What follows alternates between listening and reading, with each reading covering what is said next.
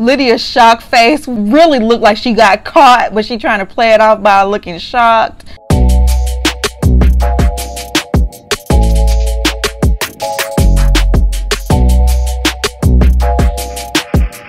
Welcome to La Vida Rosa. I'm your host Pinky, and today we're going to be talking about Love is Blind Season 5 Episode 7. So if you'd like to see more, then just stay tuned. If you like my makeup look, make sure to shop the products by hitting view products. It should be on the screen right now. Like, comment, and subscribe. And without further ado, let's get into this video. I do not care about these couples, okay? This season went downhill so fast. Oh my gosh. The people that chose not to be in a relationship didn't need to be in a relationship, so I'm not mad at them not suffering through this and staying together for my own entertainment. It made the show that much more boring because the most interesting things are happening with people who are not official couples on the show. But let's just go ahead and get started. I'm going to begin with Uche and Aaliyah because they finally had their sit-down meeting for the first time. Mind you, I told you in the last review, he came in with a nasty disposition, like he didn't want to be there, almost like he was just so disgusted with her, whereas she looked so excited to see him because, mind you, this is their first time seeing each other in person. So for him to have this nasty attitude, when I would have seen him come in with that, I would have left. I would have got up and left. Oh no, you didn't even come in with the right spirit. So when they got down to the nitty gritty of why she left, she said that Lydia had been telling her more than Uche did and constantly making unwarranted comments in the pods. And she told Aaliyah that they had just stopped talking 2 months prior. Why didn't you tell her the full story? Like, once you finally told her, why didn't you tell her everything? Especially since you were on her head so tough about her being a cheater and you know, cheating is being dishonest. It's the worst thing you could do and how you would never do something like that. But then you withheld all this information. On top of that, you was encouraging her to continue being friends with Lydia and saying how great of a person Lydia was and how trustworthy she is and how you want the best for her. But then all of a sudden you gonna come out with all this extra information that you revealed in this meeting. You knew she was crazy and you told her to befriend her and to stay friends with her anyway. And that's disgusting to me. He's very manipulative because he only tells a story in a way that paints him in a good light. And if that means lying by omission, he'll leave stuff out that's very important to the story, and therefore he cannot be trusted. So he ended up telling her that the reason why him and Lydia broke up in the first place is because she was invading his privacy and lied about it. So he broke up with her, but she kept apologizing and kept reaching out, so he decided to give her another chance. And during that time she started stalking people that he followed and took a picture of his driveway and said, "I see you." With all that being said, it's not so far-fetched that Lydia will go behind his back and sign up for Love is Blind, knowing that he was going to be there as well. Very creepy, you know, Lifetime movie behavior. He claimed he didn't want to be with her, and once she started to go to therapy and develop friendships with people, he broke it off again. And once again, you should have told Aaliyah all this stuff up front so she can make an informed decision on whether she wanted to still see you or still be friends with Lydia, instead of you trying to cover it up and make it seem like Lydia was a cool person for her to be friends with, when clearly that's not the case. Aaliyah also brought up the fact that she wasn't comfortable with him being so concerned if Milton was ready to get married. You know, Uche saying he didn't want to see Lydia get hurt. Clearly there's still some sort of connection there. Another crazy thing, Lydia ran her mouth to the girls in the pod saying that she had a feeling that she would run into somebody from her past. Lydia did that on purpose. I don't care what nobody says. Can't nobody tell me Lydia didn't come up with this diabolical plan in order to get Uche back or throw a wrench in his next relationship, get revenge, whatever. I don't know what her plan was, child, but she definitely came on this show on purpose. And Aaliyah thought they planned it together. Like, anyone would think that was a possibility. She don't know you like that. She don't know Lydia like that. Y'all made this big effort to get in cahoots and become friends and become lovers with Aaliyah. Of course she would think that y'all was working together. And she was like, if y'all was gonna do all that, y'all could have just went on the ultimatum. I'm like, Aaliyah, you ate. Aaliyah ate with that one. He's laughing off. That's ridiculous. Child, I don't know what to believe anymore. She did tell him that she told Lydia, if he doesn't propose to me, then you can have him. And she said she didn't really mean it. She was saying it as a joke. He was like, but you did mean it. Aaliyah, through every step of this process, has been so understanding with Uche, even with leaving him without cursing him out. Like, she could have went off on everybody in this situation, but she just dipped, right? I feel like she's giving him grace. I feel like she's been so sweet and understanding to him during this whole thing. But with him, he's been so tough, prickly, cold, rude, can never see from her perspective. Everything is about how it makes him feel. He's not trying to see where she's coming from. Lydia was literally ruining this experiment for her. Now, this is where I'm gonna have to get on Aaliyah, because Aaliyah says she regrets leaving and she still wants to try with Uche. He claims to love her back and he's wanted to marry her, and his parents have been married forever and they've been through worse. And it's like, I don't want to say your parents' relationship was toxic, but sometimes people grow up seeing toxicity thinking that's a healthy relationship, and it's not. I don't think that you should put anybody you love through something like this. And if you truly love them, you will understand if they wanted to leave. Like, I just want you to be happy. Because if I was going through a situation like this and the person I love is just like, I can't take this mentally, I'd be like, you know what? I want you.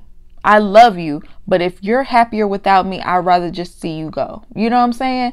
That's what true unconditional love is. But you're just mad because you didn't get what you want out of this situation. He compared this to his parents' relationships and basically called her weak for leaving.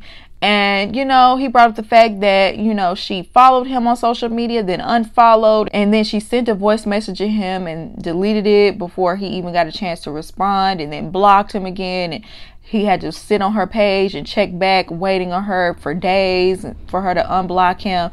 And I ain't gonna lie, that's a lot. That's a lot. But I think at the end of the day, Aaliyah, you need to go with your intuition. Your intuition told you to leave this situation, leave this man alone, leave the whole thing alone. You should have left it at that and just said it's over.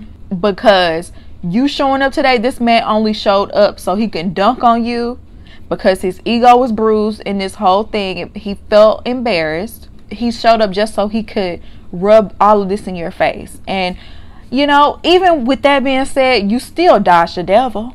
You dodged too, to be honest. If you would have stayed with him, you would have had to deal with Lydia for however long. It seems like this man is going to be tethered to her for a long time. You don't want to deal with that. And Uche, you ain't nobody's prize. Anybody that gets with you is going to have to deal with your selfishness. I'm not saying you are a narcissist, but you have a lot of narcissistic traits. Every time you get in an argument with somebody, you're going to flip it on them so you're right. Girl, you, like I said, you dodged a bullet. All right, let's move on to Stacy and Izzy. So she goes to Izzy's place and it's Hobby Lobby decorated, and I'm just like, okay, did you go to Hobby Lobby to get these things? Were they gifted to you? Did your mom help you decorate? Or was it another woman? Or is this not really your place? Yeah, that was a little iffy for me. I don't know. I was a little iffy because it really did look like a woman decorated his place. As far as like the decorations, because when you get to his room, there's no nightstand. So, you know, not to the degree that I think a woman is living there, but whoever put those decorations on the wall, it seemed like a woman did that. Very DIY. Stacy is very bougie, so no nightstands. She was flabbergasted, okay? And then she opens a drawer and he has this little plastic container that's a lost and found drawer filled with earrings, bobby pins, and various items that women have left over his house when he has his one night stands. Because he didn't remember who they belong to. He said that when he went through the house the night before, he saw it and he just left it. And it's like, her main thing is like, why did you feel the need for me to show that? He said he didn't want to hold anything back. He wanted to be upfront and honest. And she was like, but why not throw it away, especially if you don't know who owns it? It's like, do you want me to know that you weren't enough, boy? And I'm kind of thinking the same thing. Like, do you want her to think that you're like this player and you got plenty of women in the past? Like, what was the point of keeping that? I didn't understand that either. Would I have gotten as up in arms and upset as Stacey did?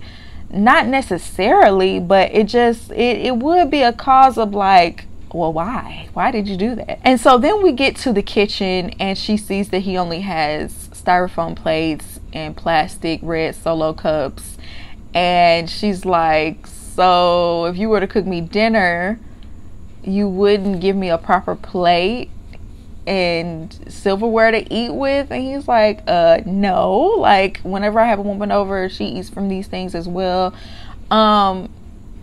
Look, once again, would I give it the side eye a little bit? Yeah, you're like 30 years old. You can go to Dollar Tree and get silverware and plates and glass cup. Like, you know what I'm saying? It's not like silverware and plates are expensive. They're really not. On the other hand, she was very, very judgmental of that. And I'm just like, he's a bachelor. That's how bachelors live. He felt a way about the plate comment and felt like she was being materialistic, and he took it personally because they are from two different socioeconomic backgrounds. She's used to dating older men with money, and it made him feel a little insecure. Her opinion is it's all about catering to what your partner likes. She's going to do the same for him in her home. She's going to try to accommodate him as well. And so they're going back and forth about it, and she is cutting him off.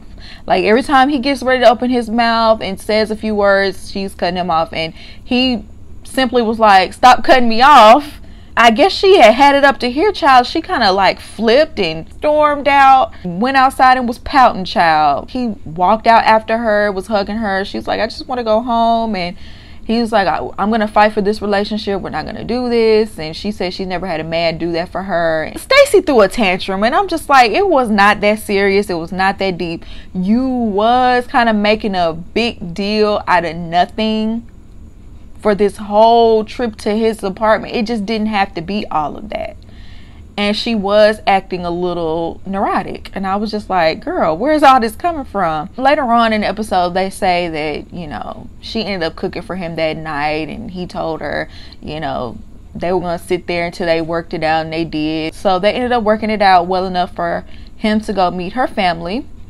And her family is completely shocked that she even signed up for a show like Love is Blind. And she doesn't normally make rash decisions. And she never mentioned ever wanted to get married in the past. So they're just completely shocked by this. Their family is pretty well off. They go traveling all the time. They've traveled abroad. They made that known. He said that he just got his passport and he hasn't really been many places. He's never been to California or New York. So then the subject of money comes up and they are grilling him. It's not even the father. It's her sister grilling him. And it's like, once again, if money was this important to Stacey and her family, she should have done her due diligence and really kept that in the forefront and told the man what her deal breakers were. Been honest about that. But now you want to cry and complain about a man that you didn't properly vet. You know what I'm saying? So her sister asked about his career path because she likes to travel. And, you know, he said he was in business sales, ended up quitting that, and now he works with an insurance agency. He didn't work there 2 days before coming to this experiment.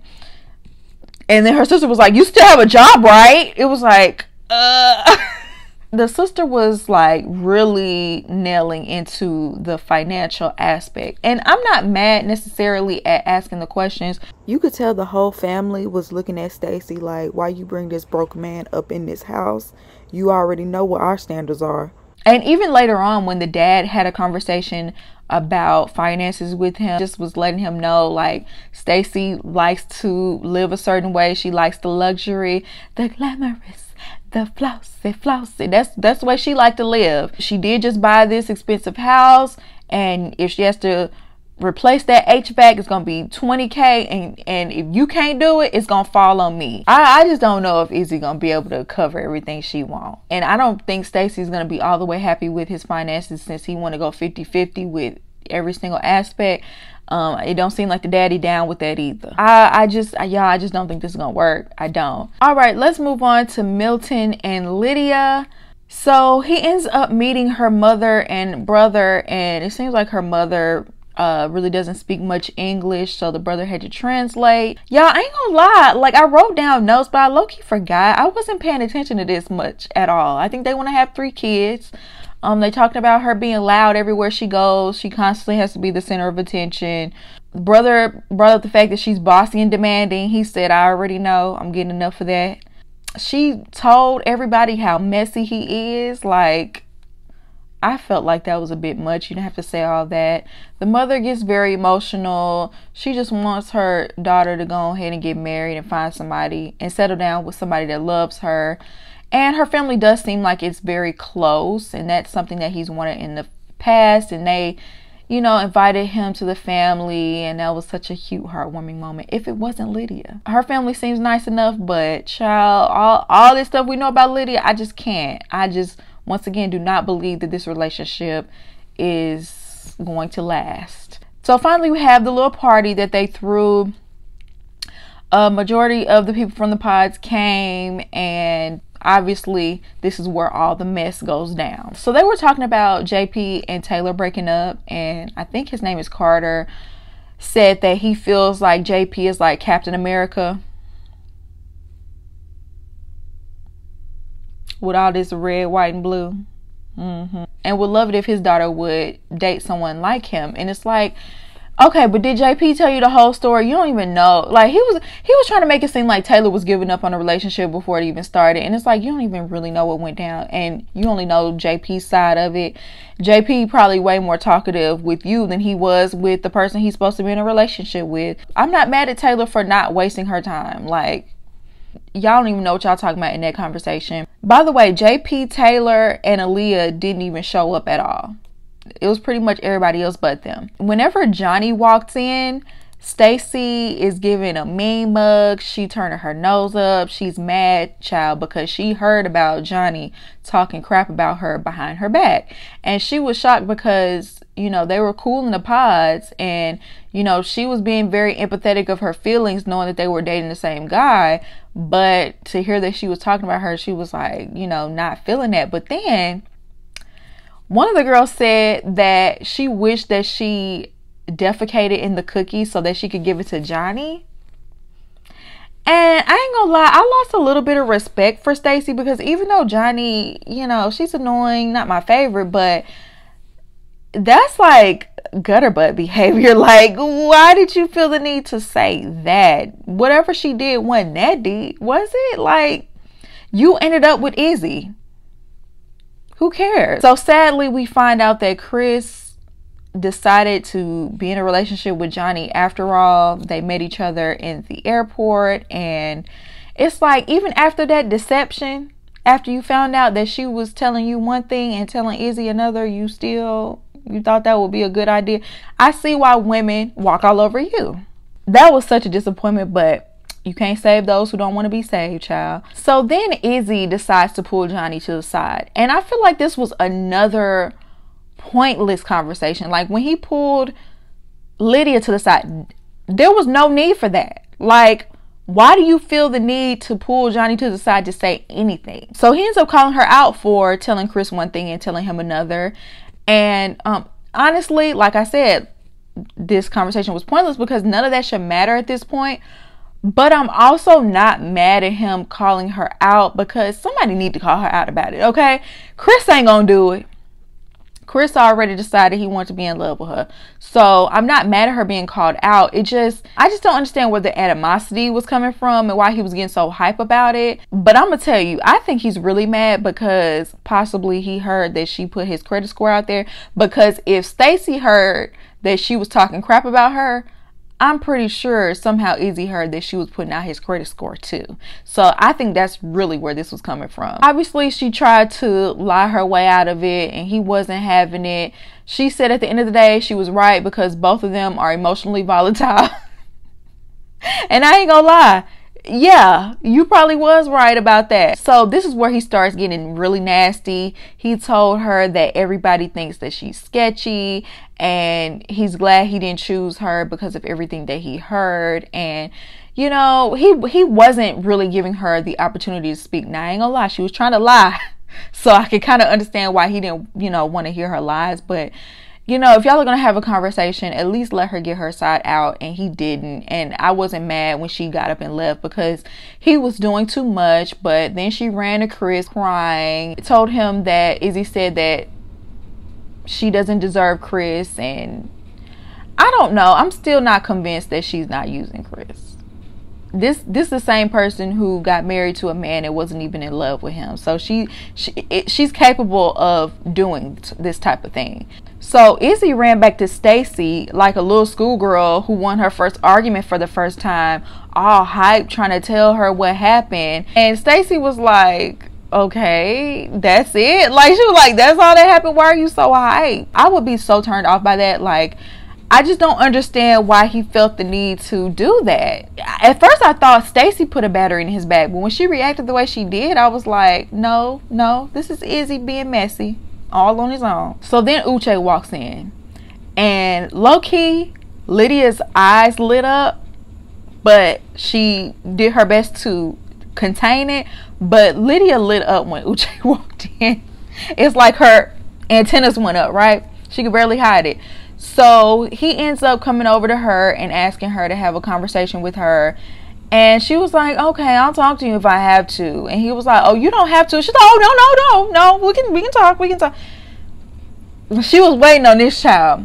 He started off the conversation talking about the things that he did like about her in their relationship or whatever. But then he called her out for lying in the past and, you know, going through his stuff. And she was like, I didn't go through your stuff. I just looked in the drawer. It's like, Lydia, you just told on yourself, girl.